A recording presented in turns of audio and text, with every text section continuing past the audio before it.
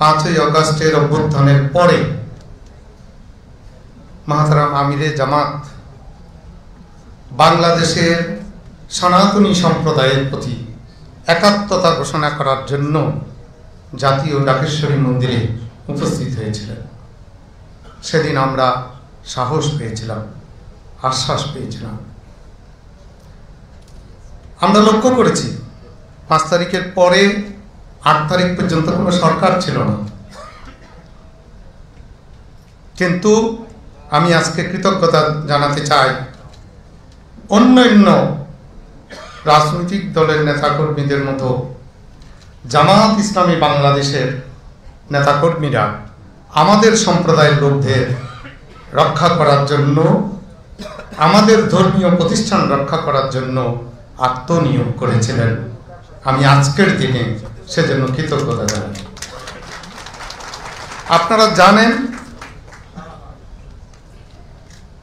ঠিক পরপরই আমাদের সামনে জন্মাষ্টমী এবং দুর্গাপূজা এসে যায়। আমি গর্বের সাথে বলতে চাই, বাংলাদেশের স্বাধীনতার পর থেকে 2024 সাল পর্যন্ত প্রত্যেক বছর দুর্গাপূজায় দুর্ঘটনা হয়েছে, কিন্তু সেই মহান সৃষ্টিকর্তার নামে দুর্গাপূজায় সবচেয়ে জলঢাকা উপজেলার বাংলাদেশ জামাতে ইসলামী ডাকে সেখানে জামাত ইসলামী নেতাকর্মীদের ভূমিকা ছিল। আমি যদি নাম ধরে বলতে বলেন আমি প্রত্যেক জেলা ওয়াইজ বলতে পারবো, কিন্তু আমি সময়ের অভাবে সেটা বলবো না। আমাদের এখনো পর্যন্ত আমি মাহতারাম আমিরে জামাতের কাছ থেকে একটু সময় প্রার্থনা করে নিচ্ছি। আমি আশা করি উনি বিরক্ত হবেন না, কারণ উনি অনেক ধৈর্যশীল। আমি যখন এখানে দাঁড়িয়ে বক্তব্য রাখছি, সারা বাংলাদেশের সনাতনী সম্প্রদায়ের মানুষ এটা শুনছে। আমি সেজন্যই সারা বাংলাদেশের সনাতনী সম্প্রদায়ের মানুষের চাওয়া পাওয়ার কথা আপনার সামনে তুলে ধরতে চাই। কারণ আপনি যদি জানতে পারেন আমাদের চাওয়া পাওয়া, তাহলে আপনারা সেভাবে ভবিষ্যতের জন্য পরিকল্পনা করতে পারবেন। আমি আজকের দিনে আপনার প্রতি কৃতজ্ঞতা জানাতে চাই।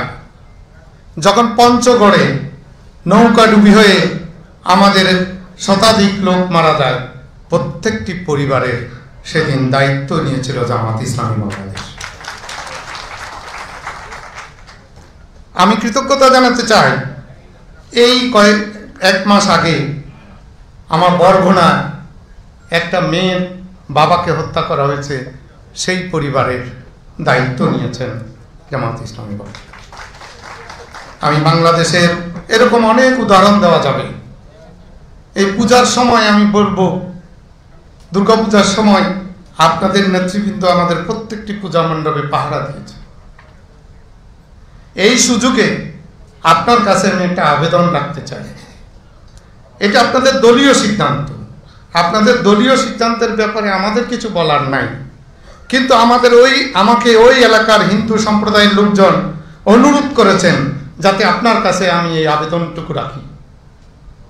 সেটি ঝিনাইদহের কোটচাঁদপুর মহেশপুরের আপনাদের একজন নেতাকে আপনারা দল থেকে বহিষ্কার করেছেন, কিন্তু আমার হিন্দু সম্প্রদায়ের লোকদের কাছে তিনি অতি আপনজন। তারা তাকে সুখে দুঃখে পেয়েছে, তারা খুব ভালোবাসেন। আমি আপনাদের দলীয় ব্যাপারে আমার কিছু বলার নেই, তবু আমি আবেদন রাখবো বিষয়টি যদি বিবেচনা করা যায়, কারণ ওনারা আমাকে রিকোয়েস্ট করেছেন, আমার সম্প্রদায়ের লোকজন। এগুলো বলার অর্থ হচ্ছে আপনারা আমাদের পাশে থাকবেন, আছেন, ছিলেন।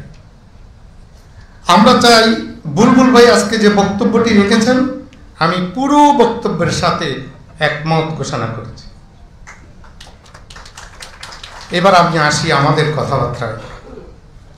বাংলাদেশের হিন্দু সম্প্রদায়ের এখন প্রাণের দাবি 8 দফা। আমরা আশা করব এই 8 দফা দাবি আপনাদের নির্বাচনী ম্যানিফেস্টো, আপনাদের ভবিষ্যৎ পরিকল্পনায় অন্তর্ভুক্ত হবে। আমি 8 দফা ব্যাখ্যা করতে যাচ্ছি না। আমি আপনাকে জানাতে চাই এই 8 দফা মূলত ছিল 5 দফা। 5ই আগস্টের পরে এসে 8 দফা হয়েছে। এই যে 5 দফা ছিল, আমি দুঃখের সাথে বলতে চাই আপনাকে, 2018 সালের নির্বাচনের সময় যারা ক্ষমতায় আসলেন তাদের নির্বাচনী ম্যানিফেস্টোতে ছিল যে এই 5 দফা পূরণ করা হবে। আমরা 5 বছর দুঃখের সাথে লক্ষ্য করলাম আমাদের একটি দফাও পূরণ করা হয়নি। কিন্তু আমাদের সম্প্রদায়ের লোকরা তাদেরকেই ভোট দেয়।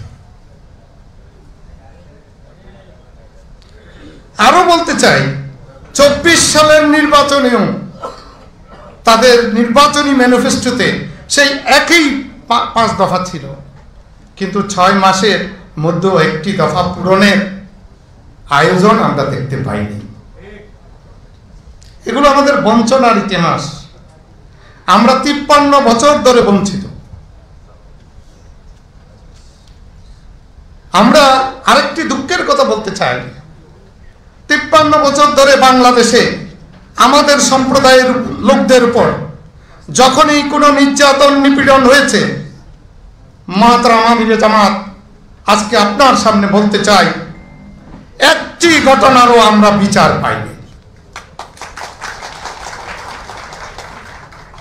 এই যে বিচারহীনতার সংস্কৃতি, কোন ঘটনার যদি বিচার না হয় তাহলে তো ঘটনা বাড়বেই। তাহলে এদেশে আপনাদের ভাষায় ভিন্ন ধর্মাবলম্বী আমরা নিরাপত্তাহীনতায় ভুগবো, আমরা আতঙ্কে থাকবো, আশঙ্কায় থাকবো, এটাই স্বাভাবিক। আজকে যে সম্প্রীতির বাংলাদেশের স্বপ্ন, যে নতুন বাংলাদেশের স্বপ্ন, যে একতার বাংলাদেশের স্বপ্ন, সেটা তো বাস্তবায়িত হবে না। 5ই আগস্টের পরে আমাদের বিভিন্ন মন্দিরে হামলা হয়েছে, বিভিন্ন বাড়িঘরে লুটপাট হয়েছে। আমি দৃঢ়তার সাথে বলতে চাই, কোন ধর্মপ্রাণ মুসলমান এটা করেনি, কোন মসজিদের ইমাম এটা করেনি, কোন মাদ্রাসার প্রিন্সিপাল এটা করেনি। কারা করেছে মাননীয় আমির এবং এখানকার নেতৃবৃন্দ আপনারা সবাই জানেন। তারা দুর্বৃত্ত আমাদের দৃষ্টিতে, তাদের বিচারটা আমরা চাই। আমি মনে করি না তাদের বিচার করার ক্ষেত্রে জামাত ইসলামী বাংলাদেশের কোনো সমস্যা হতে পারে। আমরা যে 8 দফার কথা বলেছি, সেখানে যে শত্রু সম্পত্তি, অর্পিত সম্পত্তি, আগের সরকার 15 বছর ধরে আমাদেরকে আশা দিয়ে কোনোদিন পূরণ করে নাই, কারণ তাদের পক্ষে অসুবিধা আছে। আমরা বিশ্বাস করতে চাই জামাত ইসলামীর সেটা অসুবিধা হবে না। আমাদের এই 8 দফা মেনে নিতে জামাত ইসলামীর কোনো সমস্যা হবে না। মাননীয় আমিরে জামাত, এই যে আন্দোলন হয়েছে এটা বৈষম্য বিরোধী আন্দোলন, কিন্তু আমরা কি দেখলাম, এই 5 তারিখের পরে অসংখ্য চুক্তিভিত্তিক নিয়োগ হয়েছে, কিন্তু দুর্ভাগ্যের পরিহার আমাদের সম্প্রদায়ের কেউ কোনো লোককে চুক্তিভিত্তিক নিয়োগ দেওয়া হয়নি। বিশ্ববিদ্যালয়ে কোথাও একজন বিসি, একজন প্রো বিসি, একজন রেজিস্ট্রার কোথাও দেওয়া হয়নি। এটা কি বৈষম্য নয়? আমরা আপনাদের কাছে আস্থা রাখতে চাই যে আপনারা এই করবেন না, আমাদের দিকে দৃষ্টি রাখবেন। আমি বলতে চাই,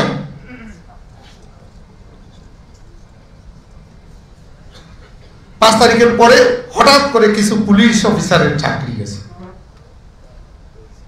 সেখানে আমাদের সনাতনী সম্প্রদায়ের একটা বড় অংশ চাকরি হারা হয়েছে। 43তম বিসিএসের অনেককে চাকরিতে যোগদান করতে দেওয়া হয়নি, সেখানে আমাদের সনাতনী সম্প্রদায়ের একটা বড় অংশ বঞ্চিত হয়েছে। মাননীয় আমিরে জামাত, আমাদের বিভিন্ন মিডিয়াতেও সাংবাদিকরা চাকরি হারা হয়েছে। আমাদের সম্প্রদায়ের।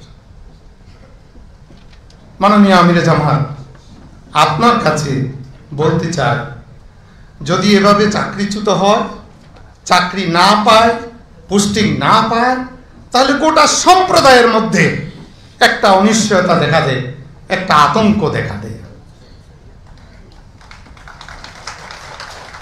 আমি আশা করি আপনি বিষয়টা সহৃদয়তার সাথে বিবেচনা করবেন। আমরা কি চাই? আমরা নিরাপত্তা চাই।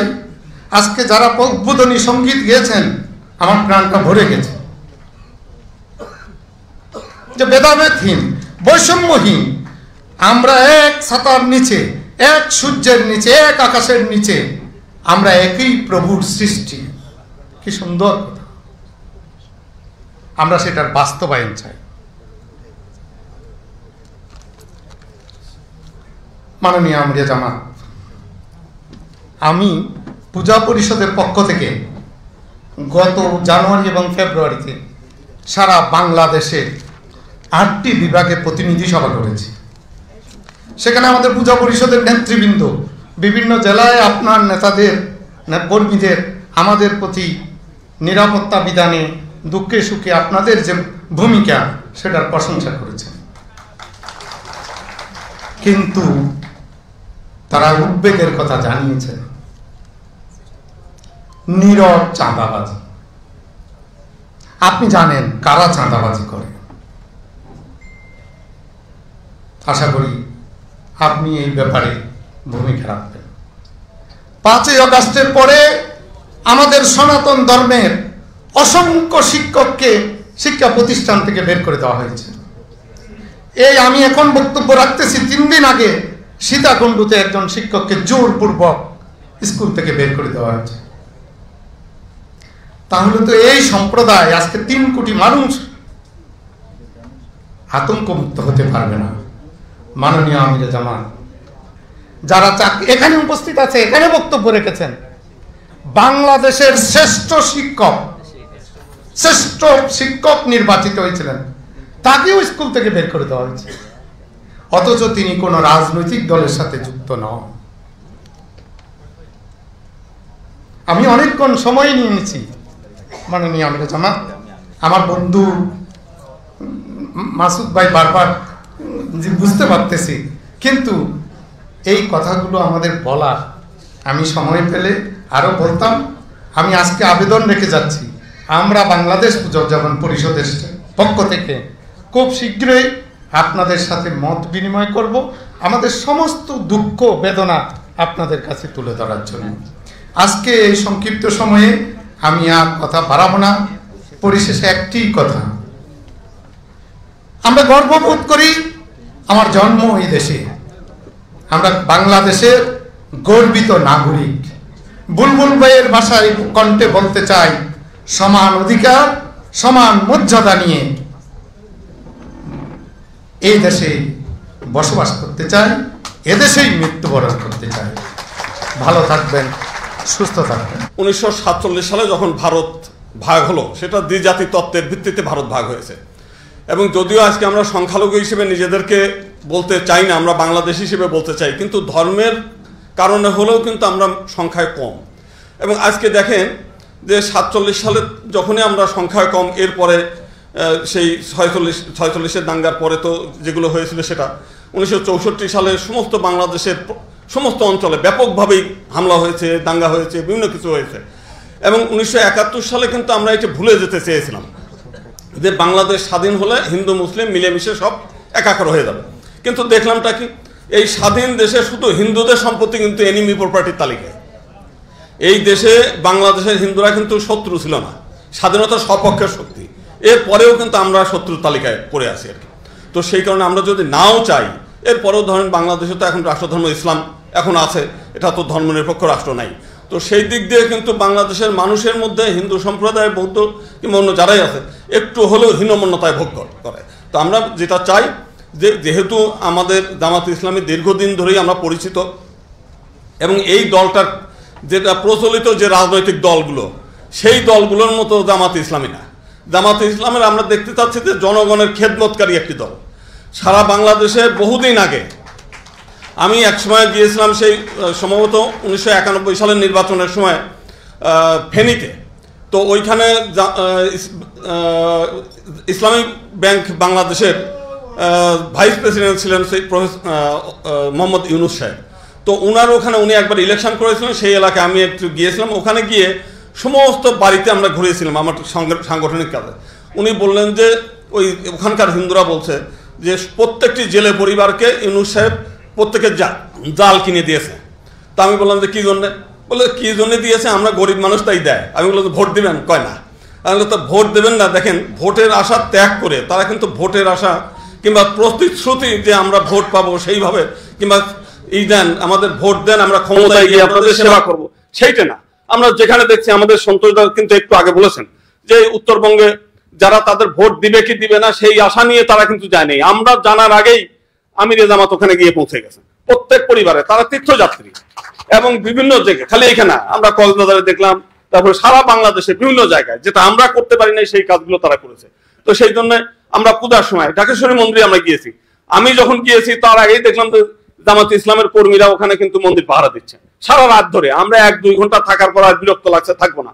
আমাদের ছাত্র মহোদয়ের সভাপতি বসেছিল দীর্ঘ সময়। তো আমরা দেখেছি তো এটা আমরা প্রচলিত ধারার রাজনীতির বাইরে একটি চাই, যেটা হচ্ছে জনগণের প্রকৃত অর্থে সেবা করা, জনগণের কল্যাণে তারা কাজ করে। ক্ষমতা পাওয়া বা না পাওয়ার কোনো আশা আমরা দেখি নাই। এটা দীর্ঘদিনের একটা পরীক্ষিত একটা দল। আর সবচাইতে বড় যে বিষয়টা দেখেন, একটা চোর যে সেও কিন্তু চায় যে তার আশেপাশের লোক যেন চোর না থাকে, তার চুরি করার জিনিস যেন আরেকজন চুরি করে না নিয়ে যায়। না, এই বিষয়টা আমরা দেখেছি। এর আগে জামাত ইসলাম একটা যৌথভাবে বিএনপির সঙ্গে ক্ষমতায় ছিল, সেখানে 2 জন মন্ত্রী ছিল। দেখেন, বাংলাদেশে বহু মানুষের বিরুদ্ধে দুর্নীতির অভিযোগ আছে। এই জামাত ইসলামের 2 মন্ত্রীর বিরুদ্ধে আজ পর্যন্ত তার চরম শত্রু যারা, তারাও কিন্তু বলতে পারে না যে তারা অসৎ। এটা আমাদের জন্য গৌরবের। আমরা তো সবসময় চাই যে একটা আদর্শ রাষ্ট্র হোক, সৎ নীতি হোক, যাতে পাশের মানুষ ভালো থাকলে তো আমিও ভালো থাকি, পাশের লোক দুষ্ট হলে তো আমিও আমার জন্য ক্ষতিকর।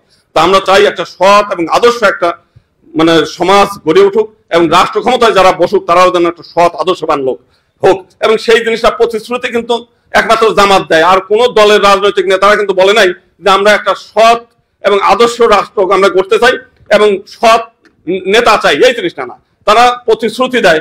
তারা বলেছেন কিন্তু যে এরকম আওয়ামী লীগ আমাদেরকে ভিকটিম বানায়, একেবারে জিম্মি বানিয়ে রেখেছে সেই 1954 সাল থেকেই। আমরা জিম্মি হয়েছিলাম তাদের কাছে। আজকে সেই জিম্মি দশা থেকে আমরা মুক্ত হয়েছি। আমাদের জামাত ইসলামের কাছে একটা আবেদন যে আপনারা সবসময় আমাদের কল্যাণ করেন, বিভিন্ন সময় আমাদেরকে রক্ষা করেন, সবকিছু। এইবারে একটু আমাদেরকে যাতে আমরা আমাদের মন্দিরগুলো আমরা নিজেরা রক্ষা করতে পারি, আমাদের বিভিন্ন সময় যে বিপদে আপদে যাতে আমরাই তাদেরকে পাশে দাঁড়াতে পারি, আমরা যাতে পার্লামেন্টে আমাদের কথাগুলো আমরা বলতে পারি। সমস্ত বাংলাদেশের যেন সমস্ত জায়গায় নেতা যেন হিন্দুদের থেকে, বৌদ্ধদের থেকে, খ্রিস্টান থেকে তাদের নেতা তারা যেন নির্বাচন করতে পারে। অন্যের দয়া দাক্ষিণ্য আর কতক্ষণ চলতে চাই? আমরা এই দেশের নাগরিক হিসেবে আমরা পৃথক নির্বাচন ব্যবস্থাটা চাই। জাতীয় সংসদ সহ সর্বক্ষেত্রে সংরক্ষিত আসনের ব্যবস্থা করা হোক। এবং এইটা করলে হবে কি যে সকল সম্প্রদায়ের প্রতিনিধিত্ব নিশ্চিত হবে, তারা পার্লামেন্টে তাদের কথাগুলো তারা বলবে। কৌটিল্য একসময় বলছে যে মানুষ সুখ চায়, শান্তি চায়, সুখস্য মূলম ধর্ম, ধর্মস্য মূলম অর্থ, অর্থস্য মূলম রাজ্যম।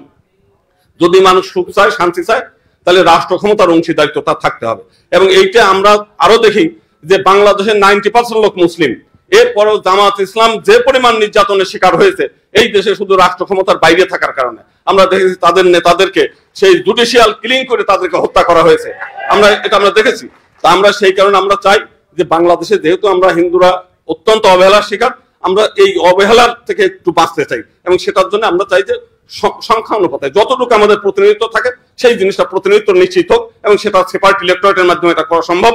এবং এই জিনিসটা আমরা তার কাছে আবেদন করে আমি আমার বক্তব্য শেষ করছি। সবার কল্যাণ চাই। সর্বেশাং মঙ্গলাং ভূয়াৎ সর্বেশান্তি নিরাময়া সর্বে ভদ্রাণী পশ্যন্তু মা কাশ্চিৎ দুঃখ ভাগবত। নমস্কার সবাই। কারা এগুলা করে আমরা সবাই জানি। আমি অনুরোধ করব কারা করে তাদের নাম বলে দেন, আমি হইলে আমার নামও বলে দেবেন। এটা যতদিন পর্যন্ত বলতে না পারবো ওই কারাগুলা লুকোচুরি করবে আর আমাদের ক্ষতি করতে থাকবে। এদের ক্ষতির এই সংস্কৃতির হাত থেকে আল্লাহ আমাদেরকে বের করে আনুন, উদ্ধার করুন, দোয়া করে।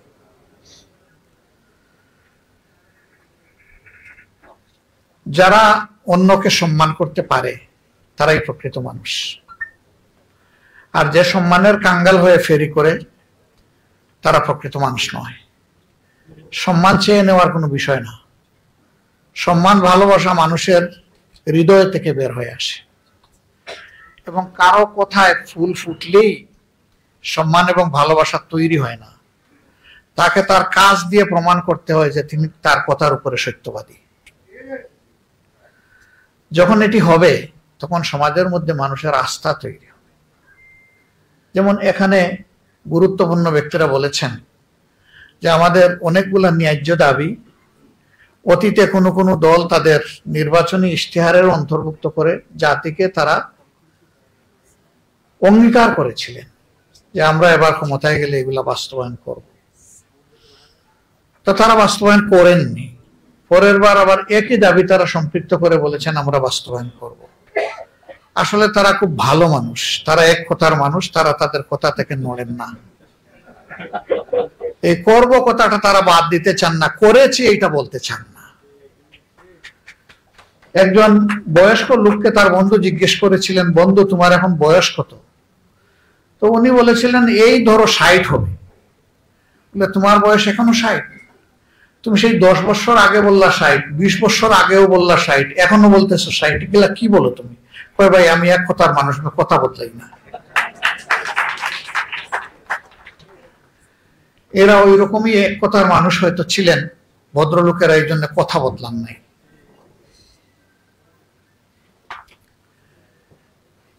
সমাজে একটা কথা চালু আছে, আপনি যদি পানিতে কূপ মারেন তাহলে দাটা এসে হাঁটুতে লাগবে, আপনার নিজের হাঁটুতে, অন্য কারো না।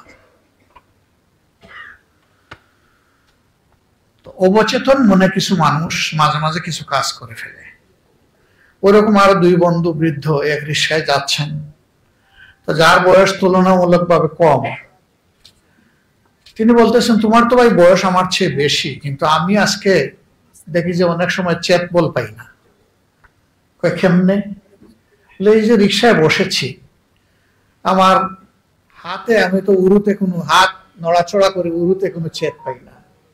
বন্ধু হাতটা তো তোমার উরুতে নয়, আমার উরুতে, এই জন্য চেত পাচ্ছ না।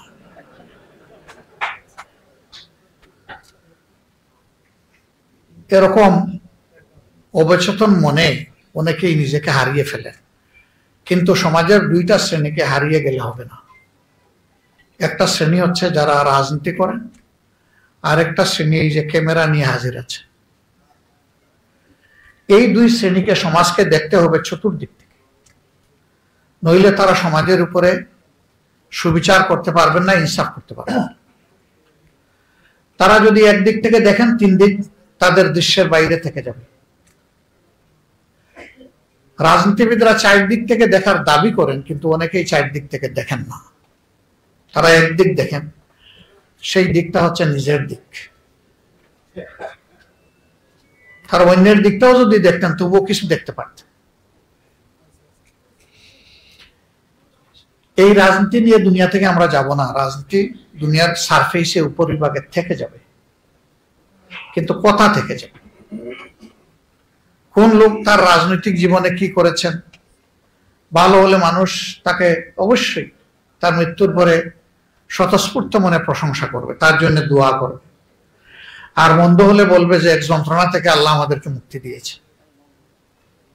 এটা মানুষের ন্যাচারাল মানসিকতা।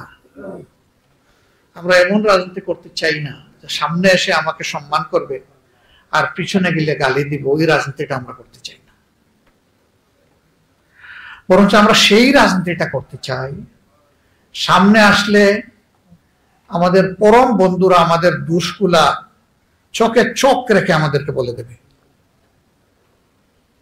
যে এইটা আপনাদের কাছে আমরা আশা করি না, আমরা আপনাদের মাঝে এটা দেখতে পাচ্ছি। আর যদি ভালো কিছু তাকে বাইরে গিয়ে প্রশংসা করবে, আমার সামনে না। এই রাজনীতিটা যদি আমরা সমাজে আসলেই কালচার করতে পারি, চালু করতে পারি, সমাজ যন্ত্রণা থেকে বের হয়ে আসবে। এখন আমরা অনেককেই সামনাসামনি প্রশংসা করি, কিন্তু আসলে অন্তর থেকে তাকে ভালোবাসি না। এটি একটি মেকি বহিঃপ্রকাশ। সেই প্রকাশটা হোক কর্মের মাধ্যমে, অন্তরের গভীর থেকে, তাইলে সমাজ বদলে যাবে ইনশাআল্লাহ। মাগুরার একটা পরিবারের কথা বলা হয়েছে। আমি কেবল বরগুনা, আমি কেবল মাগুরা থেকে অনুরূপ আরেকটা হৃদয় বিদারক ঘটনা ভিজিট করে ফিরছিলাম। রাস্তায় হঠাৎ করে কোনো মেইন স্ট্রিম মিডিয়া নাই, এই খবরটা মেইন স্ট্রিম মিডিয়া আসলোই না, যেন এরা মানুষই না। সোশ্যাল মিডিয়া দেখলাম, আবার সোশ্যাল মিডিয়াকে সবসময় বিশ্বাসও করা যায় না। আমি বলি যে ফেসবুক কখনো ফেসবুক ঠিক আছে, আবার কখনো ফেক বুক হয়ে যায়, মিথ্যা সংবাদ দিয়ে মানুষকে বিভ্রান্ত করে এরকম বহু খবর চলে আসে, এমনকি সুপার এডিট করে মানুষকে একেবারে জবাই করে দেওয়া হয়, সেটাও আসে। তো দেখলাম যে এরকম একটা ঘটনা বরগুনায় ঘটেছে। ৫ম শ্রেণীর একজন ছাত্রী, তার উপরে অত্যাচার করা হয়েছে। বাবা তার প্রতিকার চেয়ে আদালতে মামলা করেছে, থানায় মামলা করেছে। ঘটনাটা একই গ্রামের ভিতরে। যারা তার ক্ষতি করেছে তারা খুব দাপটশালী, স্বচ্ছ, আর ইনি মুরগি যে বিক্রি করে এইরকম একটা দোকানের কর্মচারী, ওই মেয়েটার বাবা। কেন তিনি মামলা করলেন? এই অপরাধে তাকে খুন করেছে। মাগুরাটা আমরা সবাই জানি, এটা নিয়ে অনেক হইচই হয়েছে, কিন্তু এটা নিয়ে কোনো শব্দ নেই। আমি আমার সংশ্লিষ্ট এলাকার লোকদেরকে জিজ্ঞেস করলাম, এরকম কিছু আপনারা জানেন কি? তারা বললেন যে আমরা শুনেছি। আমি বললাম গো এট ওয়ান্স, আমাকে খবর জানান কি হয়েছে সেখানে। তারা গেলেন, একটা করুণ অবস্থা বর্ণনা। আমি তাদেরকেও কিছু জাকুনি দিলাম, বকুনি দিলাম, যে আমি এখানে 150 মাইল দূর থেকে জানতে পারলাম, আপনারা 1.5 মাইল দূর থেকে জানলেন না কেন? এটা তো আপনাদের নৈতিক দায়িত্ব ছিল। এবার আমি পরের দিন ওইদিকে রওনা দিলাম। আমার কিছু কাজ ছিল, সেটা স্থগিত রেখে আমি গেলাম। আমি যাওয়ার আগে সাংবাদিক বন্ধুরা তারা বাড়ির উঠান নিজেদের দখলে নিয়ে নিছে। আমি গিয়ে হাত জোর করে বললাম, একটা মেয়ের ইজ্জত ক্ষতিগ্রস্ত হয়েছে, তার বাবা নির্মমভাবে নিহত হয়েছে। আমি হাত জুড়ে আপনাদেরকে অনুরোধ করি, আপনারা সামনের রাস্তায় যান। আমি এইখানে আপনাদের সাথে কথা বলে আপনাদেরকে কষ্ট দেব না। আর এই পরিবারের ইজ্জতে আরেকটা পালক সেখানে যোগ হোক, এটা আমি চাইব না, বেইজ্জতের পালক। আপনারা মেহরবানি করে আমাকে সাহায্য করেন। আমি ধন্যবাদ জানাই। আর বেশি বলতে হয় নাই, তারা সবাই চলে গেছে। আমি ঘরের ভিতরে যখন ঢুকি, 2 জন সঙ্গীকে সাথে নিয়ে ঢুকছি, বাকিদেরকে আমি এলাও করি নাই। আমি বলেছি প্রত্যেকটা মানুষের ইজ্জতের বিষয় আছে, আমি তাদেরকে মানুষের মুখোমুখি করতে চাই না। আমিও যদি উপস্থিত না হয়ে কাজটা করতে পারতাম, সেটি আমার কাছে সম্মানের হতো, ভালো লাগতো, কিন্তু এটা সম্ভব না। আমাকে তাদের অবস্থাটা অ্যাসেস করার জন্য যেতে হবে। একটা পর্যায়ে মাত্র একজন সঙ্গী রেখে আমি দ্বিতীয় জনকে বলছি, আপনিও চলে যান। তাদের কথাবার্তা শুনলাম, দেখলাম, ঘর দুয়ার অ্যাসেস করলাম, প্রত্যেকটা রুমে ঢুকলাম তাদের অনুমতি নিয়ে একটা একটা করে। তারপরে আমার করণীয়টা আমি ঠিক করলাম ওখানে দাঁড়িয়ে, যে আমার কি করণীয়, আমার প্রিয় সংগঠনের কি করণীয়। তো মহিলা বিলাপ করতেছিলেন, যিনি বিধবা হয়েছেন, নির্যাতিত মেয়েটির মা। তিনি তার মেয়েটিকে আমার সামনে আনতে চাইলেন। আমি বললাম প্লিজ, তাকে আমার সামনে আনবেন না, এটি তার বড় মেয়ে। আর একটা মেয়ের বয়স 3.5 বছর, আর একটা কুলের শিশু 2.5 মাস।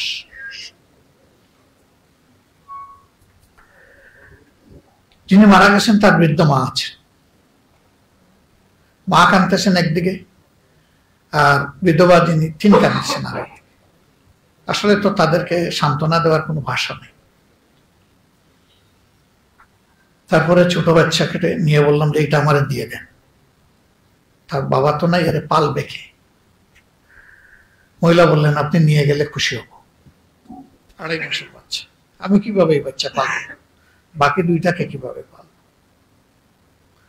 আমি কুলে নিয়ে বললাম বাচ্চা আমি নিলাম, আবার আপনার কাছে আমি আমানত রেখে গেলাম। আমাদের পক্ষ থেকে এই বাচ্চাকে আপনি লালন পোষণ করবেন। এই বাচ্চা আপনার বাকি 2 বাচ্চা, এটা যেহেতু সর্বকনিষ্ঠ, সে যতটুকু লেখাপড়া করতে চায়, পূর্ণ বয়স্ক না হওয়া পর্যন্ত, তার বিবাহ হওয়া পর্যন্ত, আপনার পরিবারের দায়িত্ব আমরা নিলাম। শুধু দোয়া করবেন আমরা যেন এই সিদ্ধান্ত বাস্তবায়নে কখনো কোনো কমতি না করি। আমি তাদের মাসিক আয় কি ছিল সর্বসাকুল্যে এটাও জানার চেষ্টা করেছি। একটা পরিমাণ অর্থ দিয়ে বলেছি এটি 3 মাসের, এটা আপনার হাতে রাখেন। 3 মাস পরে প্রতি মাসের 1ম তারিখ আপনাদেরকে আমাদের লোকেরা পৌঁছে যাবে এবং আমাদের দায়িত্ব আমরা পালন করব। এরকম কয়টা পরিবারের দায়িত্ব আমরা নিতে পারবো আর কয়টা পরিবারের খোঁজখবর আমরা জানি?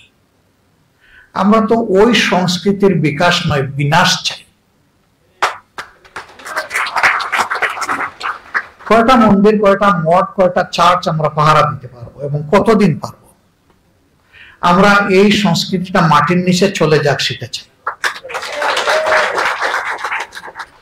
এই দেশে আমি জন্মগ্রহণ করার কারণে, আমি একজন মুসলমান হওয়ার কারণে যদি আমার মসজিদ পাহারা দেওয়া না লাগে, তাহলে কেন মঠ, চার্চ এবং মন্দির পাহারা দেওয়া লাগবে? আমরা এই সংস্কৃতি দেখতেই চাই। হ্যাঁ, আমরা সরকারে নই, কিন্তু আমরা তো একটা দায়িত্বশীল সংগঠন।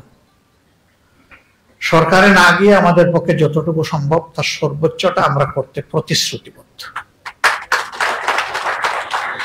আর যদি জনগণের ভালোবাসা, সমর্থনে, আস্থায় কোনোদিন এই সংগঠন যায়, তাহলে এটি হবে আমাদের রাষ্ট্রীয় পবিত্র দায়িত্ব।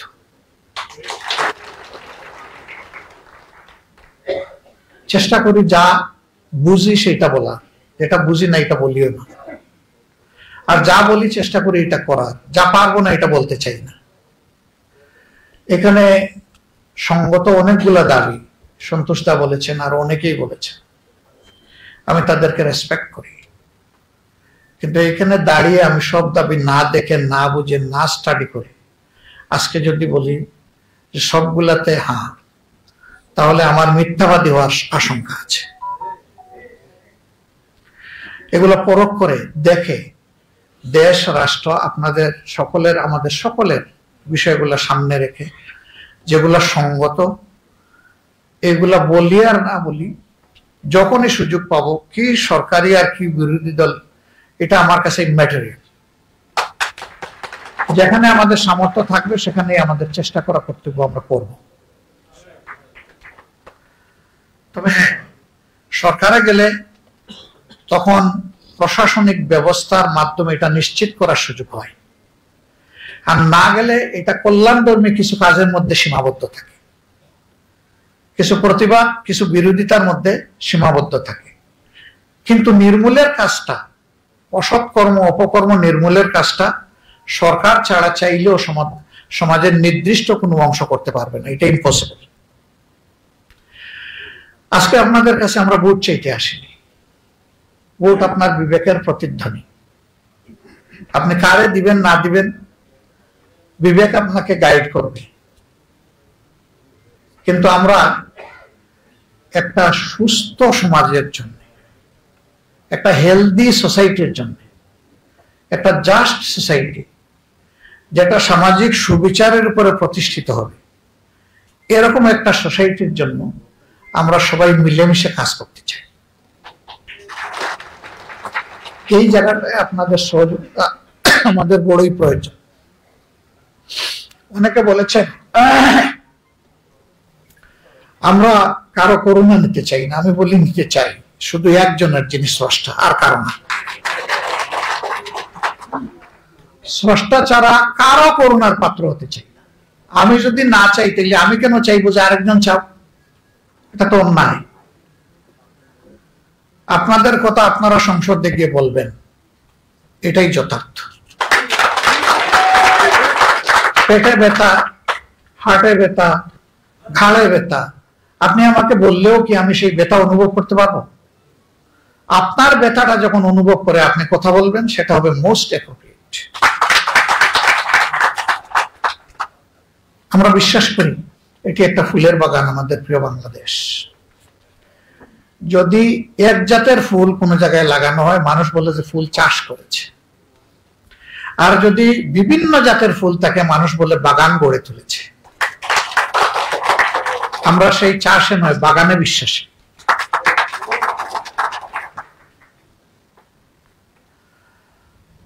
আমরা আমাদের ফুলের বাগান কোনো বুতুম পেঁচার নষ্ট করুক, এটা আমরা চাই না। এই বাগান পাহারা দেওয়ার দায়িত্ব আমাদের সবার। আমি জামাতে ইসলামের পক্ষ থেকে আশ্বাস নয় আহ্বান জানাচ্ছি, আসুন আগামীতে যদি পছন্দ করেন তাহলে জামাতে ইসলামের ব্যানারেই আপনারা নির্বাচনের জন্য তৈরি হন। জামাতে ইসলামের ক্যান্ডিডেট হিসাবে আমরা আপনাকে আপনার সাথে হয়ে জনগণের কাছে নিয়ে যাব। আপনাদের কথা আপনারা বলবেন, গলা ঝেড়ে খুলে মুক্ত মনে বলবেন। শেষ করি, একটু শেষ করি।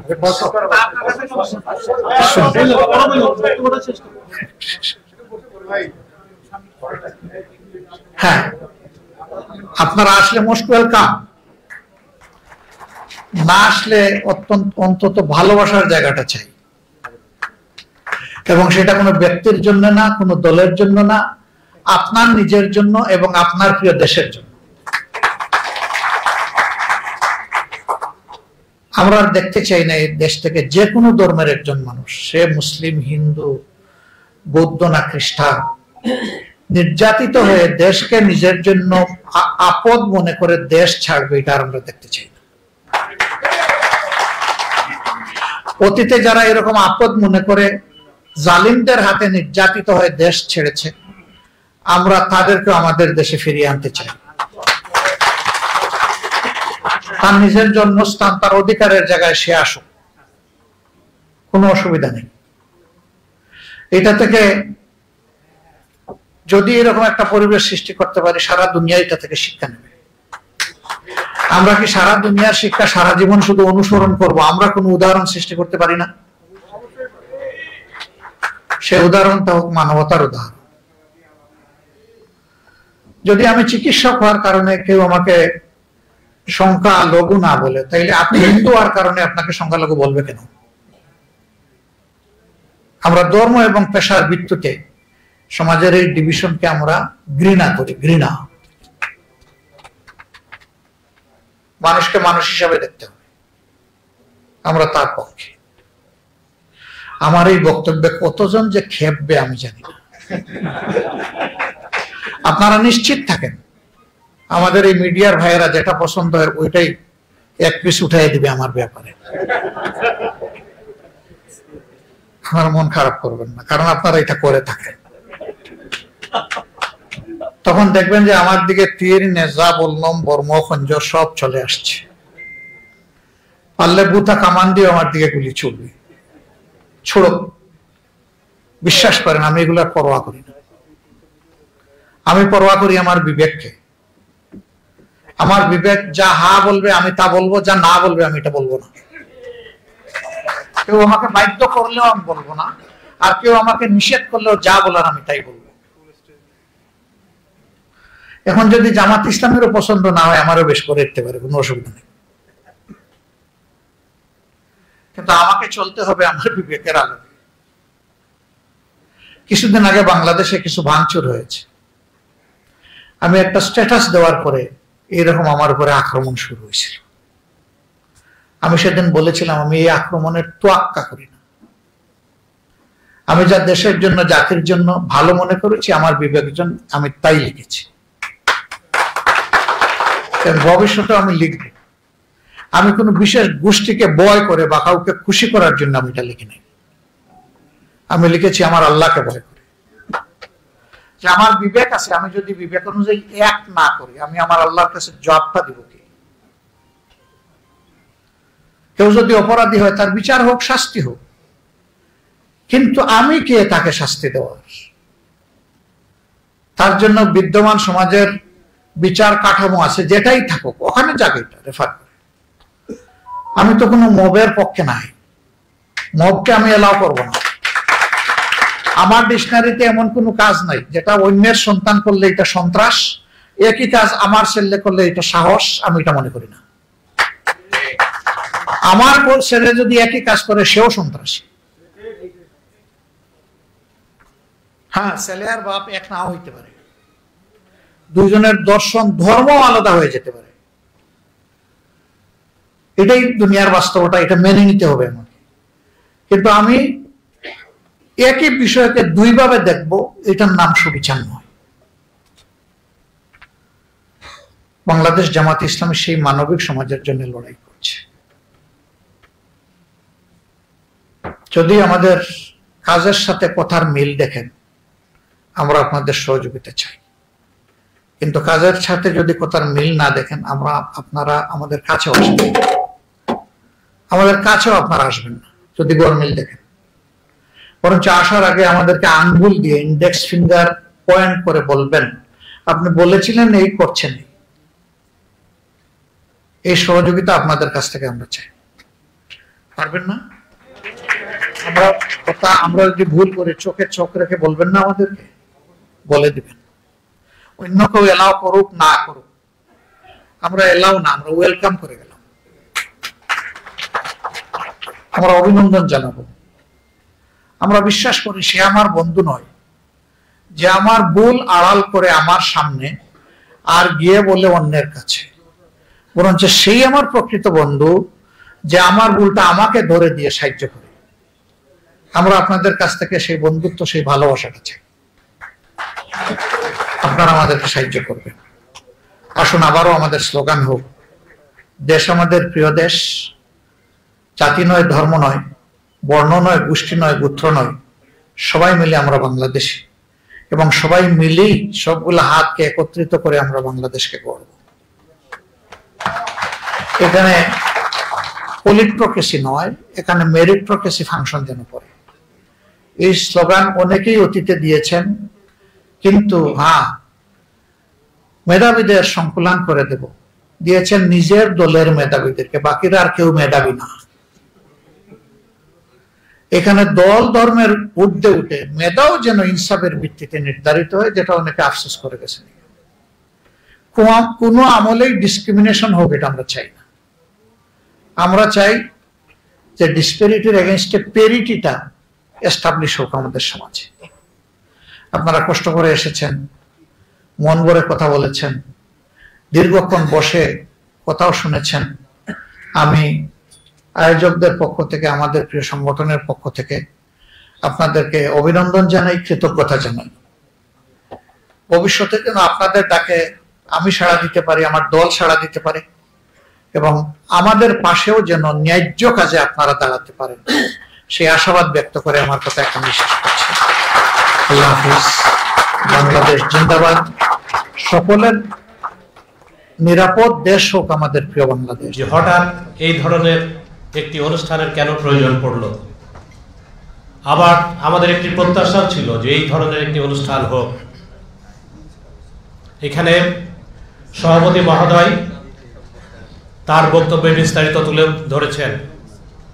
আমি গভীর শ্রদ্ধাভরে স্মরণ করছি এদেশের বিগত দিনে গণতান্ত্রিক আন্দোলনে যে সমস্ত শ্রদ্ধেয় ব্যক্তিগণ শহীদ হয়েছেন, সেই জাতির বীর সন্তান সহ বৈষম্য বিরোধী আন্দোলনের যে শত শত ছাত্র, যুবক, তরুণ আত্মাহুতি দিয়ে বাংলাদেশ, বৈষম্যহীন বাংলাদেশ বিনির্মাণের স্বপ্ন দেখেছে, সেই অভিযাত্রায় আমাদের সম্প্রদায়ের 9 জন শহীদ হয়েছেন।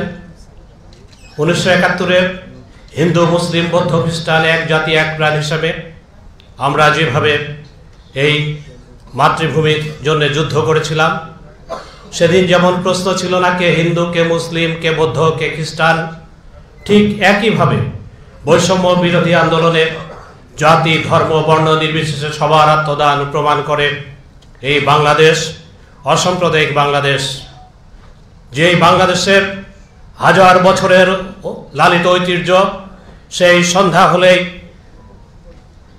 আজানের সুমধুর ধ্বনির সাথে ভেসে আসে কাঁসার ঘণ্টাধ্বনি, শঙ্খধ্বনি। আমরা এমন একটি বাংলাদেশের স্বপ্ন দেখি, যেই বাংলাদেশে এখানে সকল ধর্ম, বর্ণ এবং গোত্রের মানুষ সম অধিকার এবং সম মর্যাদা নিয়ে বসবাস করবে। আজকে যে সভাটি আপনারা সূচনা করেছেন, আপনাদেরকে ধন্যবাদ জানাই, কৃতজ্ঞতা জানাই। আগামী দিনে আমরা বৈষম্য বিরোধী বাংলাদেশের স্বপ্ন দেখি। আপনারা আপনাদের নির্বাচনী ম্যানিফেস্টোতে এমন কিছু সংযোজন করবেন যাতে এই দেশের সংখ্যালঘুরা আপনাদের আস্থায় থাকে। সনাতনী সম্প্রদায়ের একজন মানুষ হিসাবে আমরা বলতে চাই, এখানে আমার সভাপতি সাধারণ সম্পাদক আছেন। বাংলাদেশের 64টি জেলা সহ 75টি সাংগঠনিক জেলায় বাংলাদেশ পূজা উদযাপন পরিষদের পূর্ণাঙ্গ কমিটি রয়েছে। মহানগর সার্বজনীন পূজা কমিটি, মহানগরের 50টি থানায় মহানগর সার্বজনীন পূজা কমিটির সুসংগঠিত কমিটি রয়েছে। আমি আরেকটা কৃতজ্ঞতা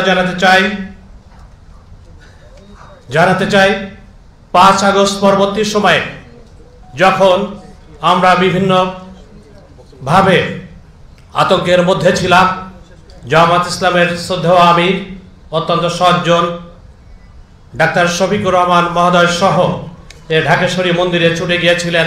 সেটির মধ্য দিয়ে সমগ্র বাংলাদেশে যে বার্তা দিয়েছিলেন, তার পরবর্তীতে দুর্গাপূজা সারা দেশে আমরা সুন্দর এবং সুষ্ঠুভাবে পালন করতে পেরেছিলাম। আজকের এই মিটিংয়ে আমাদের প্রত্যাশা হোক এই বাংলাদেশ হবে সবার, এই বাংলাদেশে হিন্দু, মুসলিম, বৌদ্ধ, খ্রিস্টান এক জাতি এক প্রাণ হিসাবে আমরা আগামী দিনে বসবাস করব এবং সেই অভিযাত্রায় বাংলাদেশ জামাত ইসলামী আমাদের পাশে থাকবে। আমরা একে অপরের পরিপূরক হিসাবে নতুন বাংলাদেশের বৈষম্যহীন বাংলাদেশ গঠনে এগিয়ে যাব। এটি হোক আজকের প্রত্যাশা। সকলকে অসংখ্য ধন্যবাদ এবং কৃতজ্ঞতা জানিয়ে বাণী হচ্ছে সব্বে সত্তা সুখিতা হন্তু, জগতের সকল প্রাণী সুখী হোক। তার মানে এখানে শুধুমাত্র বৌদ্ধরা নয়, শুধুমাত্র মানুষ নয়, এখানে সকল প্রাণীর কথা বলা হয়েছে, সকল প্রাণীর সুরক্ষার কথা বলা হয়েছে। আরেকটা আমরা করণীয় মৈত্রী সূত্রে আমরা দেখতে পাচ্ছি, মাতায়তা নিয়াং পুত্তাং আয়ুষা এই কাপুত্তম অনুরাক্ষে এই বাম্পি সাব্যে ভূত এসো মানসাং ভাবাই অপারি মানাং। অর্থাৎ মা যেমন তার একমাত্র সন্তানকে জীবনের বিনিময়ে সুরক্ষা দেয়, রক্ষা করে, ঠিক একইভাবে আমরা সকল সম্প্রদায়ের, সকল জীবের আমরা কল্যাণ সাধিত করব, সুরক্ষা দেব, তাদেরকে ভালোবাসব। যেই সন্তান এখনো পর্যন্ত ভূমিষ্ঠ হয়নি, যে দূরে অথবা নিকটে, সকলকে আমাদেরকে সুরক্ষা দিতে হবে। এমনকি মৈত্রী ভাবনা একটা ধ্যান বা মেডিটেশন আছে, সেখানে বলা হচ্ছে আমি শত্রুহীন হই, আমি ভয়হীন হই, আমি রোগহীন হই। ঠিক একইভাবে আমার শত্রুও ভয়হীন হোক, রোগহীন হোক, শত্রুমুক্ত হোক, সুখী হোক। এখানে উপস্থিত আছেন সুকুমার স্যার, আমাদের গোবিন্দ প্রামাণিক এবং ঢাকেশ্বরী পূজা পরিষদের কমিটির নেতৃবৃন্দ এবং মঞ্চবিষ্ট অন্যান্য নেতৃবৃন্দ, আমার সামনে উপবিষ্ট সকল নেতৃবৃন্দ, সুধীবৃন্দ এবং সাংবাদিকবৃন্দ, সবাইকে আমার সালাম ও শুভেচ্ছা। আমি অত্যন্ত আনন্দিত ও খুশি আমাকে একটু কথা বলার সুযোগ দেওয়ার জন্য। আমি বক্তব্যের শুরুতেই জুলাই আন্দোলনে যারা নিহত হয়েছেন তাদের বিদেয়াত্মে শান্তি কামনা করছি এবং যারা আহত হয়ে এখনও চিকিৎসাধীন আছেন তাদের দ্রুত আরোগ্য কামনা করছি। আমরা একটি নতুন বাংলাদেশ পেয়েছি 5 আগস্টের পর। ফ্যাসিবাদী শাসনের অবসানের পর আমরা যে নতুন বাংলাদেশ পেয়েছি, তার পরবর্তীতে এই দেশে ভিন্ন ধর্মাবলম্বী যারা আছেন তারা একটু শঙ্কিত ছিলেন, ভীত ছিলেন। তাদের উপাসনালয়, মন্দির, বিভিন্ন গির্জা প্রথমেই পাহারা দেওয়ার জন্য যারা এগিয়ে এসেছেন, বাংলাদেশ জামাত ইসলামী নেতৃবৃন্দ সহ, ছাত্র নেতৃবৃন্দ সহ, তাদেরকে আমরা আন্তরিক অভিনন্দন, শুভেচ্ছা জানিয়ে তাদের এই অভয় দেওয়ার জন্য আজকে আমরা নির্ভয়ে বাংলাদেশে বসবাস করতে পারছি। আমির মহোদয় ঢাকেশ্বরী মন্দির গিয়েছিলেন। ঢাকেশ্বরী মন্দির আমি একজন উপদেষ্টা, ওনার যে বক্তব্য সারা পৃথিবীর লোক দেখেছে। সামাজিক যোগাযোগ মাধ্যমের কল্যাণে। সেখানে যে কথাগুলো উনি বলেছেন আমরা সাহস পেয়েছি, আমরা সবাই সাহস পেয়েছি ওনার বক্তব্যে, এবং ওনারা নীরবে যে কাজগুলো করেন, যা কখনো প্রকাশ করেন নাই, উনি ওনার বক্তব্য প্রকাশ করেছেন সেদিন। আমরা কেউ জানতে পারতাম না কোন হিন্দু বিধবা মহিলা, যার কেউ ছিল না, চিকিৎসারও কেউ ছিল না, তার সম্পত্তিটিকে রক্ষা করা ছিল না, উনি সেটা খবর পাওয়া মাত্র লোক পাঠিয়ে ওনার চিকিৎসা করিয়েছেন, ওনার সম্পদ রক্ষা করিয়েছেন। আমি আমার চাকরি জীবনে বিভিন্ন জেলায় চাকরি করেছি, সারা বাংলাদেশের অনেক জায়গায় চাকরি করেছি। আমি বিভিন্ন কথাবার্তায় বলার জন্য পরবর্তী জীবনে আমি পদোন্নতি না হওয়ার কারণ ছিল, আমি একটি কথাই বলতাম, যারা বাংলাদেশ জামাত ইসলামী করে বা ছাত্র শিবির করে তারা কেউ চাঁদাবাজিও করে না, তারা কেউ নেশা করে না, তারা কেউ কখনো জোর জবরদস্তি করে না। এই কথাটি আমি যখন বিভিন্ন জায়গায় বলতাম, এই কথাগুলি আমার বিরুদ্ধে বিভিন্ন গোয়েন্দা সংস্থা সরকারকে পাঠিয়েছে এবং বলছে আমি ভিন্ন, কারণ আমি 2001 থেকে 2005 পর্যন্ত একটি জেলার এসপি ছিলাম। কেন আমি এই জোট সরকার আমলে এত বছর এক জেলার এসপি ছিলাম এবং সেখানে একজন জামাতের সহকারী সেক্রেটারি জেনারেল ছিলেন, যিনি আমাকে কখনোই কোনো তদবির চাকরির জন্য বা কোনো বদলি পোস্টিংয়ের জন্য তদবির করেন নাই, কামরুজ্জামান সাহেব। ওনাকে যখন ডিবিতে নেওয়া হয়, ওনাকে একটি প্রশ্ন করা হয়েছিল, আপনার সাথে কোন পুলিশের সম্পর্ক আছে, কার সাথে জানাশোনা আছে, তখন উনি আমার নামটি বলেছিলেন। এটাই হয়েছিল আমার জীবনের বড় কাল। ওনার মতো খুব ভালো লোক আমি খুব কম দেখেছি ওই একটি জেলায়। ওই যেহেতু জোট সরকার আমলে আমি একটি জেলায় 5 বছর এসপি করেছি, ওইটাই ছিল আমার কাল। তো আজকে আমি এই কথাগুলো বলছি, সুযোগ পেয়েছি, সুযোগ ছিল না। তো আমি আবারও ধন্যবাদ বাংলাদেশ জামাত ইসলামীকে। এই ধর্মরাজিক বৌদ্ধ মহাবিহার ঢাকা মহানগর দক্ষিণে একটি আত্মমানবতার সেবায় নিয়োজিত প্রতিষ্ঠানটি বৌদ্ধ ধর্মীয় প্রতিষ্ঠান হলেও এখানে মুসলিম, হিন্দু, খ্রিস্টান সকল সম্প্রদায়ের আত্মপীড়িত দুস্থ ছেলেমেয়েরা এখানে লেখাপড়ার সুযোগ পায়, পানীয় জল পান করার সুযোগ পায়। পবিত্র ইফতার রমজান মাসে ওই মন্দিরে আজকে প্রায় 1 যুগ ধরে এখানে রোজাদারদেরকে ইফতার দেওয়া হয়। এই কথাগুলো আমি বলছি, আমরা মানুষ, আমরা এক দেশের নাগরিক, এক দেশের আমরা মানুষ। ধর্ম যার যার ভিন্ন হতে পারে, কিন্তু মানুষ হিসাবে, সৃষ্টির শ্রেষ্ঠ জীব হিসাবে আমাদের আদর্শ এক, আমাদের উদ্দেশ্য এক। আজকে এখানে অনুষ্ঠানের শুরুতে একটি চমৎকার উদ্বোধনী সঙ্গীত পরিবেশন করেছেন আমাদের যুবক ভাইয়েরা। আমরা একই ছাতার নিচে বসবাস করি, একই আকাশের নিচে বসবাস করি, একই সৃষ্টির জীব আমরা, তাদের আমাদের মধ্যে বিভেদের দেওয়াল সৃষ্টি করে কে? এই বিভেদ সৃষ্টি করার পিছনে যারা জড়িত, আমাদেরকে তাদেরকেই চিহ্নিত করতে হবে। আমরা চাই একজন মানুষ হিসাবে, অসাম্প্রদায়িক চেতনায়, একজন দেশের নাগরিক হিসাবে আমাদের অধিকারটুকু নিয়ে আমরা এই দেশে বসবাস করতে চাই। আজকে আমাদের শ্রদ্ধেয় আমির যেই কথাগুলো বলে, আমি প্রত্যেক দিন একটা না একটা চ্যানেল ওনার বক্তব্য আমি শুনি। ওনার বক্তব্য নতুনদেরকে প্রেরণা দেয়, দেশকে জাগাবার স্বপ্ন দেখায়। তা আমি আজকে সেই ওনাকে সচক্ষে দেখার জন্য, তার বক্তব্য আমি সচক্ষে শোনার জন্য আমি এখানে উপস্থিত হয়েছি। একটি শুধু কৃতজ্ঞতা না জানালে আমার বক্তব্য আমি অকৃতজ্ঞ থেকে যাব। এই বাংলাদেশ বৌদ্ধ কৃষ্টি প্রচার সংঘ একটি জাতীয় আন্তর্জাতিক সংগঠন। এই সংগঠন দ্বারা ধর্মরাজিক বৌদ্ধ মহাবিহারে এখানে একটা এতিমখানা আছে। এই এতিমখানায় এক সময় 1200 ছাত্র ছিল, এখানে হিন্দু, মুসলিম, বৌদ্ধ, খ্রিস্টান সকলে ছিল। এমন এক দুদিনে, দুঃসময়ে এই এতিমখানার সমাজ কল্যাণের অনুদান বন্ধ হয়ে গিয়েছিল। তখন সমাজ কল্যাণ মন্ত্রী ছিলেন এই জামায়াত ইসলামের শ্রদ্ধেয় মুজাহিদুল ইসলাম সাহেব। উনি সেই দুদিনে, দুঃসময়ে সেই ক্যাপিটেশন গ্রান্ট আবার মঞ্জুর করে সেই দুঃসময়ে এই এতিমদেরকে বাঁচানোর জন্য তিনি এগিয়ে এসেছিলেন।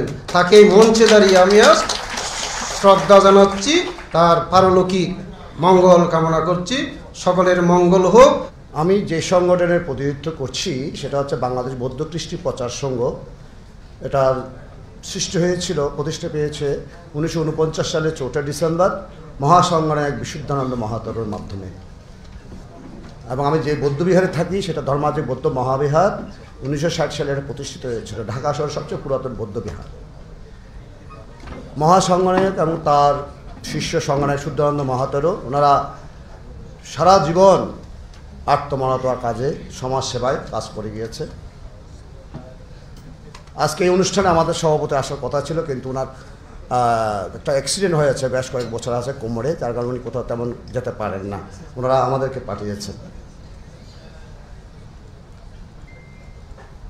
আমরা আমাদের সংগঠনটা একটি অরাজনৈতিক, সামাজিক, সাংস্কৃতিক এবং ধর্মীয় সংগঠন, যার কারণে আমরা কোনো বৌদ্ধ ভিক্ষুরা কোনো রাজনীতির সাথে আমরা সম্পৃক্ত হতে পারি না।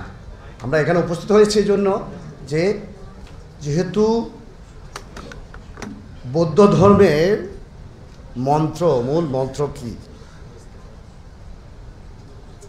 সর্বপবস্যা কারণং কুশলস্য প্রসম্পদা সচিত্ত পরিদর্পণং এথং বুদ্ধানুশাসনং, অর্থাৎ সকল প্রকার পাপ হতে বিরতি, অর্থাৎ খারাপ কাজ, মন্দ কাজ হতে বিরতি, যেটাকে আমরা নৈতিকতা বলি, শীল বলি। কুশল কর্মের পরিপূর্ণতা, অর্থাৎ সবসময় ভালো কর্ম, ভালো কাজ করা, যেটাকে প্রজ্ঞা বলা হয়। এবং স্বীয় চিত্তের পবিত্রতা সাধন, অর্থাৎ আমাদের চিত্তের মধ্যে, মনের মধ্যে যত কলুষিত ভাব আছে, লোভ, দেশ, মোহ, কৃপণতা, যত ধরনের হিংসা, বিদ্বেষ, এগুলোকে ত্যাগ করে, বর্জন করে মনকে পবিত্র রাখা, এটা হচ্ছে বুদ্ধের অনুশাসন। এই শীল, সমাধি, প্রজ্ঞা যে কথাটা, এটাকে বলছি, এটা সকল ধর্মের মধ্যে আছে। এমন কোনো ধর্ম নাই যেখানে শীল, সমাধি, প্রজ্ঞা নেই। এই তিনটা না থাকলে এটা ধর্ম হতে পারে না। ঠিক বুদ্ধের যে বাণী, বুদ্ধের যে দর্শন, যে চার আর্য সত্য, আমরা যেখানে প্রথমে বলি দুঃখ আর্য সত্য, এই দুঃখটা সকল প্রাণীর জন্য, সকল জীবের জন্য। যেমন জন্ম দুঃখ, জন্ম কিন্তু শুধু মানুষের না, সকল প্রাণীর, সকল জীবের, উদ্ভিদেরও। জরা দুঃখ, অর্থাৎ জরা মানে বৃদ্ধ বয়স, সকলেই বৃদ্ধ বয়স হয়। ব্যাধি দুঃখ, এটা সকলেই রোগ ব্যাধি হয়। মৃত্যু দুঃখ, এরকম প্রিয় বিয়োগ দুঃখ, অপ্রিয় সংযোগ দুঃখ। ঠিক আমি বলছি এই দর্শনগুলো হচ্ছে সকলের জন্য। আমি স্বাধীনতার যুদ্ধ দেখেছি 1971 সালে, তখন আমি বেশ বড়, আমার বয়স এখন 69 বছর। আমি মনে করি সেই স্বাধীনতার যুদ্ধের সব স্মৃতি আমার মনে আছে। আমরা দেশ ত্যাগ করলাম, আমরা হারালাম সবকিছু, এসে কি পেলাম? তা যারা এখানে উপস্থিত আছেন বয়স্ক, তারা সব জানেন। গোবিন্দবাবু বলেছেন 53 বছরে আমাদের কি হয়েছে? নির্যাতন, নিপীড়ন, নিঃশেষিত হয়েছে। যা কিছু ঘটুক, আগে সংখ্যালঘুদের বাড়ি পোড়াও, ঘর বাড়ি লুটপাট করো, জায়গা লুটপাট থেকে বহিষ্কার করো, বাড়ি দখল করো। কারা করেছে তা আপনারা সবাই জানেন, এবং কারা ছিল বা এখনো আছে তারা জানেন। জামাত ইসলামী বা যারা অন্য অন্য ওনাদের সম্পৃক্ত দল, তারা কয়টা বাড়ি লুট করেছে আর কয়টা বাড়ি দখল করে আছে দেখান তো একটা। ঢাকা শহরে কয়টা বাড়ি দখল করে আছে? আর যারা বলে যে আমরা হিন্দুদের পক্ষের দল, তারা কতগুলো দখল করে আছে দেখেন তো। আমি একজন উকিল, এই হিসেবে তো কম বেশি ভালো উকিল আর মন্দ উকিল, কিছু মামলা যখন আছে তার সে বিষয়ে অভিজ্ঞতা আমার আছে। আমাদের কত সম্পত্তি যে এনিমি হয়েছে এগুলো আপনার হিসাব করতে পারবেন। আমি সেই পরিবারের সন্তান বাংলাদেশের, যে কত সম্পত্তি থাকতে পারে একটা লোকের, তার প্রকৃষ্ট উদাহরণ আমরা। কিন্তু আমরা কতটুকু আছে বাকি, আমাদের কতটুকু আছে? সেই হিসেবে বলবো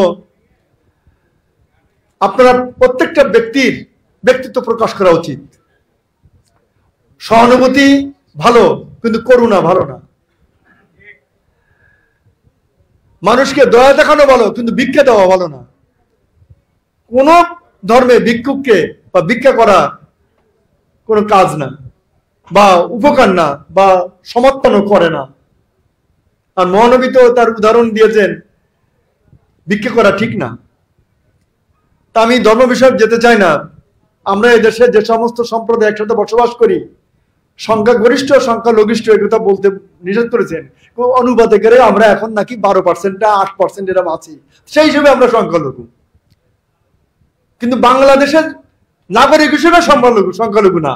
শিক্ষা দীক্ষা জ্ঞানে গরিমায় ও সব সম্প্রদায় তো প্রায় একই রকম। কিন্তু আমাদেরকে বঞ্চিত করা, আমাদের যেসব পাওনা সেগুলোকে বঞ্চিত করা, আমাদের অধিকার বঞ্চিত করা, আমরা নবী আমির কাছে সবিনয় অনুরোধ করব আমি, যে আপনি এ বিষয়ে যথার্থ একটা সিদ্ধান্ত নিয়ে আমরা যে সমস্ত সম্প্রদায় অন্য সম্প্রদায়ে বসবাস করি তারা যেন সুষ্ঠুভাবে, স্বাধীনভাবে, নিরাপত্তায় এবং নির্বিবাদে ঘুরতে পারে, সে ব্যবস্থাটা আপনি একটু করবেন। আপনার টিভিতে যে বক্তব্যগুলো আমি শুনি, আজকে আমি পাশে বসে দেখছি, সেখানে অনেক কিছু চিন্তা করে যে এইরকম লোক যদি সমাজে থাকে তাহলে গন্ডগোল করে কারা। যে গানগুলো এখানে আজকে পরিবেশন হলো, তখন আমি চিন্তা করলাম, আমার সংক্ষিপ্ত বলে আমি প্রথম জীবনে তো শিক্ষক ছিলাম, বাংলা শিক্ষক ছিলাম কলেজের। তো এই গানগুলো যদি রচনা যারা করেন তারা কত মহানুভব, কত উদার। সেই গান আমরা শুনলাম, কিন্তু মনের ভিতরে আমরা উদার হই না। এখানে শুনেছি, খুব ভালো লাগছে, বাইরে যেয়ে কি এটা পালন করব? তা আমরাও ওনার কাছে অনুরোধ করবো যাতে আমরা পালন করি, সে ব্যবস্থাটা আপনি একটু করেন। আপনি বড় দল, বড় নেতা, বড় সংগঠনের আপনি দায়িত্ব পালন করছেন। আমি যদি হিন্দু মহাজোটের সভাপতি, আমার সংগঠনে 28 লক্ষ লোক, খুব বেশি না, কিন্তু আপনি তো কোটি কোটি লোকের অন্তরে আছেন। তাহলে একটু বড়তা দেখান। সামনে নির্বাচন আসবে একদিন না একদিন, পৃথক নির্বাচন ব্যবস্থায় আমরা আমাদের প্রতিনিধিত্ব যেন গড়ে তুলতে পারি, আমরা আমাদের কথা যেন পার্লামেন্টে বলতে পারি, সুখ দুঃখের সাথী হব। কতদিন আর করুণায় থাকবো? নিজের করুণাটা নিজেরাই করি, আমরা নিজেরা মিলেমিশে। সংখ্যানুপাতে আমরা যে কয়টা আসন পাই সেই কয়টাই দেন, আমরা বেশি চাই না। 54 সাল পর্যন্ত 72টা আসন ছিল, কেন চলে গেল? ছলনা, চতুরতা, ছলা কলার কৌশলে সকলে সব বাঙালি সমান, হিন্দু মুসলমান পার্থক্য নাই করে আমাদের আসনগুলো তো কেড়ে নিলেন। কারা নিল তাও আপনারা জানেন। আর কত ছলনা করবেন আমরা বুঝি, কিন্তু কইতে পারি না। হাতি বড় শক্তি, কিন্তু কান দিয়ে দেখতে পারে না তার দেহটা কত বড়। যদি দেখতে পারতো তাহলে সারখার করে দিত। তা আমরাও অনেক কিছু বুঝি না, বুঝার ভান করে থাকি। কেন? আমার তো উপায় তো নাই, সংখ্যাই যে কম। তা আমরা চাচ্ছি এই সংখ্যাটা আপনারা আমাদের সাথে পূরণ করে নেন, তাহলে আমাদের তো সমস্যা থাকে না। যে না, আমরা উদারতা, মহানুভবতা, সাম্যতা, ভ্রাতৃত্ববোধ সব যখন দেখায়, তাহলে আমাদের এই সমতাটা আপনার মাধ্যমে করার জন্য আমি প্রার্থনা করলাম। ওই গানটা গেয়ে দিলেই কিন্তু আমার বক্তব্য হয়ে যায়। এই গানের যে বক্তব্যটা যারা গেয়েছেন, এই গানটির প্রত্যেকটা কলি উচ্চারণের পরে যদি বলি এটাই আমার দাবি, আমার বক্তব্য কিন্তু শেষ। এক আকাশ তলে বাঁচি মরি আমরা সবাই একই অন্ন জলে। তারপরও বিভেদ, অনৈক্য, বিদ্বেষ, হানাহানি, সংঘাত, এগুলো তো আপনারা দেখছেনই। এটাই আমার দাবি। যদি বলি আজকের এই সমাবেশ থেকে আমি একটাই দাবি করছি, এই গানের যে মূল চেতনা, এইটার আমরা বাস্তবায়ন চাই। আগামী দিনে নির্বাচন আসবে, জানি না কি হবে। 71 সালে মুক্তিযুদ্ধের মধ্য দিয়ে আমরা মূল যে চেতনা, যে সবার ধর্ম বর্ণ নির্বিশেষে সবার সমান অধিকার, সেটা কিন্তু 53 বছরে সংবিধানে উল্লেখ থাকা সত্ত্বেও কিন্তু আমরা সেই অধিকারের বাস্তবায়ন দেখিনি। আমার সাধারণ সম্পাদক বলেছেন বিচারহীনতার। আমি অত্যন্ত সংক্ষেপে, আমি শুধু যেহেতু সময় কম এবং আমরা প্রধান অতিথির বক্তব্য শোনার জন্য সাগ্রহে অপেক্ষা করছি, আমি অত্যন্ত সংক্ষেপে কথাগুলো বলছি। বৈষম্য বিরোধী আন্দোলনের মধ্য দিয়ে সেই না পাওয়ার বেদনাটা যখন প্রকাশিত হতে থাকলো, আমরা আশান্বিত হয়েছিলাম, কিন্তু গত 8 মাসে সে আশা বেশি দূর আমরা এগোতে পারছি বলে মনে হচ্ছে না। গণ অভ্যুত্থানের পরে যখন সারা দেশে একটা ভয়ঙ্কর অবস্থা বিরাজ করছিল, সরকারই ছিল না, আমাদের ঢাকেশ্বরী জাতীয় মন্দিরে প্রথম এলেন জামাতে ইসলামীর সম্মানিত আমির মহোদয়, তার সঙ্গে নেতৃবৃন্দ। একটা কথা আমার মনে পড়ছে, আমাদের বুলবুল ভাই ছিলেন সেদিন, তিনি আমাকে এখানে দেখে বললেন, ওই দিন তো আপনি নীল শার্ট পরেছিলেন। এই হচ্ছে নেতা। সেই 8 মাস আগে আমি কোন শার্ট পরেছিলাম তিনি সেটা মনে রেখেছেন। তার মানে উনি মনে রাখছেন। এই মনে রাখাটা আমার দ্বিতীয় দাবি।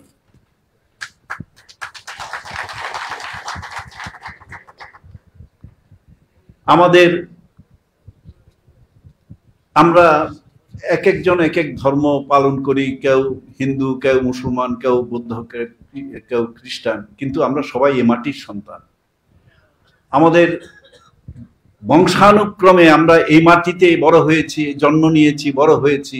আমাদের সন্তানরা এই মাটিতে নিঃশ্বাস নেবে প্রজন্মের পর প্রজন্ম। কিন্তু এই বৈষম্যের হাত থেকে, ধর্মীয় বিদ্বেষ, বৈষম্য, সংঘাত এবং এই যে বিভেদ, এর থেকে আমরা মুক্তি চাই। আমরা সমান অধিকার নিয়ে বাঁচতে চাই এবং এইটা আপনারা নিশ্চিত করবেন, এটা আমার তৃতীয় দাবি। আমরা অনেক রাজনীতি দেখেছি, আমরা 53 বছর ধরে অনেক রাজনীতি দেখেছি, কিন্তু এই সমান অধিকারের চেতনাটা বক্তৃতায় দেখেছি, কাজে দেখিনি। এইটা আমরা কাজে দেখতে চাই। এটাকে আমি বলতে চাই সম্প্রীতি সমাবেশ, এটাকে আমি বলতে চাই সৌহার্দ্যপূর্ণ সমাবেশ, এটাকে আমি বলতে চাই সৌভ্রাতৃত্বের সমাবেশ, এটাকে আমি বলতে চাই অভিন্ন হৃদয় গড়ার সমাবেশ, সর্বোপরি মানবিক বাংলাদেশ বিনির্মাণের সমাবেশ। এই যে হৃদয়ের যে মেলবন্ধন, এই দেশ, এই মাটিতে যারা বসবাস করি আমরা, 4টি ধর্মের প্রধান ধর্ম এবং নানা নৃতাত্ত্বিক গোষ্ঠীর যারা বসবাস, পূর্বের পাহাড় এবং সমতল, এই সার্বভৌমত্বের মধ্যে এই বাংলাদেশের মাটি মানুষকে যারা স্পর্শ করেছি আমরা, আমার মনে হয় আজকের এই সমাবেশটি সকলকে জানান দিয়েছে। সকলের মধ্যে একটা চেতনা তৈরি হয়েছে, একটা বোধ তৈরি হয়েছে বাংলাদেশকে কিভাবে আমরা বিনির্মাণ করতে চাই এবং আমরা পারস্পরিক শ্রদ্ধাবোধে উজ্জীবিত হয়ে এখানে কোনো ধরনের সংখ্যাতত্ত্ব নিরূপণ না করে, সূচক তৈরি না করে, হৃদয়ের মধ্যে একে অপরকে কিভাবে ভালোবাসার জাগরণে আমরা মিশ্রিত হয়ে আমরা আমাদের দেশকে কতটুকু আমরা বিনির্মাণ করতে চাই এবং কতটুকু আমরা দিতে চাই। আজকের এই সমাবেশের আমি বক্তব্য বেশি দিতে চাইব না। যারা বলছে তারা অসাধারণ, অসম্ভব বলছে আমাদের কথাগুলো তারা বলছে। এখানে বাংলাদেশ জামায়াতে ইসলাম আজকে যে আমির যিনি এসেছেন, সকলের মুখে একটি মাত্র উচ্চারিত হয়েছে, সকলের হৃদয়ের কথা, যে তাকে সবাই ভালোবাসেন। কারণ ভালোবাসার একটি জায়গা করে নিয়েছেন তিনি প্রতিদিন তার মূল্যবান সময় নষ্ট করছেন কিন্তু দেশের মানুষের জন্য। আজকে সেই আমির, আমাদের প্রিয়জন, প্রিয় মানুষ, সকল সম্প্রদায়ের একটি গ্রহণযোগ্য মানুষ, ডাক্তার শফিকুর রহমান, যিনি আমিরে জামায়াত এবং যাকে সর্বমানুষের, সর্বধর্মের মানুষ তাকে গভীর হৃদয় দিয়ে অনুভব করে, ভালোবাসে। আজকে এই সমাবেশের আমাদের যিনি সভাপতির আসন অলঙ্কৃত করছেন, খুবই ভালো মানুষ। তার বক্তব্য, প্রথম বক্তব্য শুনে আমি মুগ্ধ হয়েছি। মোহাম্মদ নুরুল ইসলাম বুলবুল, আমি তার অফিসে গিয়েছি, বারবার আমি সেখানে গিয়ে তাদের যে অভ্যর্থনা পেয়েছি, আতিথেয়তা পেয়েছি, আমার মনে হয় আমি জীবনে ভুলতে পারবো না। সেই কেন্দ্রীয় নির্বাহী পরিষদ সদস্য এবং ঢাকা মহানগরী দক্ষিণের যিনি প্রধান দায়িত্ব পালন করছেন, এবং আরো যারা এখানে বসে আছেন, আমার মনে হয়, জানি না তারা কিভাবে তাদের নেতৃত্বকে মানুষের কাছে পৌঁছানোর জন্য নীরবে, নিবৃত্তে, প্রকাশ্যে না, এমনভাবে সুন্দর পরিকল্পনা তারা গ্রহণ করেন আমি দেখেছি। আমি তাদেরকে অভিনন্দন এবং অভিবাদন জ্ঞাপন করি। আজকে ডক্টর শফিকুল ইসলাম মাসুদ বয়সে কম, কিন্তু তারুণ্যের অহংকারে, মেধার এবং যোগ্যতায় আমার মনে হয় অনেক অগ্রসরমান। আমি দেখেছি এদের প্রত্যেকটা মানুষের কাছে, প্রত্যেকটা নেতৃবৃন্দের কাছে, নবীন, প্রবীণ, যুবক, যাদেরকে তারা সংগঠিত করেছে, তাদের মধ্যে একটা সম্ভাবনা, কেন জানি তাদেরকে দেখলে মনে হয় তাদের বিনয়, ভদ্রতা, নম্রতা অর্থাৎ মানবিক গুণের প্রকাশগুলো আমরা তাদের কাছ থেকে দেখতে পাই। এটা আমার জন্য একটা শিক্ষণীয় এবং অনুকরণীয় বিষয় বলে আমি মনে করি। আমি আজকে এখানে যারা এসেছেন বিভিন্ন সম্প্রদায়ের মানুষ, বিশেষ করে কয়েকটি মানুষের কথা বলতে হয়, আমাদের কথাগুলো তারা বলছেন। এখানে আমাদের বাসুদেব ধর, তিনি আমাদের কথা বলছেন। কারণ যেহেতু আমি সামগ্রিকভাবে কথাগুলো বলতে চাচ্ছি, এই জন্য আমি বেশি কথা বলবো না, আমাদের কথাগুলো তারাই বলে ফেলছেন, তারা প্রকাশ করেছেন। এবং এখানে আমাদের অ্যাডভোকেট গোবিন্দচন্দ্র প্রামাণিক, আমাদের সন্তোষ শর্মা, এবং আমার এক প্রিয় ছাত্র যিনি অ্যাডভোকেট, তার কথা আমি শুনেছি। এবং বিশেষ করে সকলেই আমাদের এখানে প্রিন্সিপাল অনুপম বড়ুয়া, বৌদ্ধ সম্প্রদায়ের পক্ষে রিটন বড়ুয়া অধ্যাপক, এবং স্বরূপানন্দ ভিক্ষু বৌদ্ধ সম্প্রদায়ের পক্ষ থেকে, ধর্মাজি বৌদ্ধ বিহারের পক্ষ থেকে, এবং খ্রিস্ট ধর্মের পক্ষ থেকে যিনি বক্তব্য রেখেছেন, আমার প্রত্যেকটা বক্তব্য কিন্তু আমাকে হৃদয়কে স্পর্শ করেছে। বিশেষ করে জামায়াতে ইসলামের জন্য কিন্তু একটা সর্বোচ্চ একটি, আমি মনে করি, সমর্থনের একটি জায়গা বলে তৈরি করে দিয়েছে তারা। এটা মনের প্রকাশ, এটা ভিতর থেকে উচ্চারিত হয়েছে তাদের। এই জন্যই আমি, যেহেতু আমি কয়েকবার তাদের কাছে গিয়েছি এবং সেই থেকে আমাদের সঙ্গে আলাপ আলোচনা হয়েছে, এবং আজকের এই সমাবেশটি করার জন্য কিন্তু আমার একটা পরামর্শ ছিল। আমি যখন সেখানে যাই তাদেরকে বলেছি যে আমরা এরকম একটা সমাবেশ, সর্বধর্মীয় সমাবেশ আমাদের করা উচিত এই সময়ের জন্যে। কারণ 5ই আগস্টের যে আমাদের ছাত্র জনতার আন্দোলন তৈরি হয়েছিল, আমরা নতুন বাংলাদেশের একটা রূপরেখা পেয়েছি, নতুন বাংলাদেশ পেয়েছি।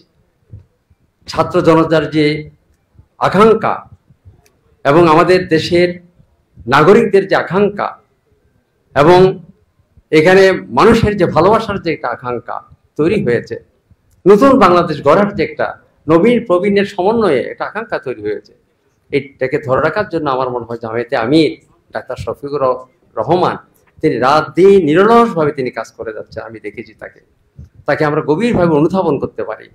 তার প্রতিটি কথা কিন্তু একটা অত্যন্ত তাৎপর্যপূর্ণ।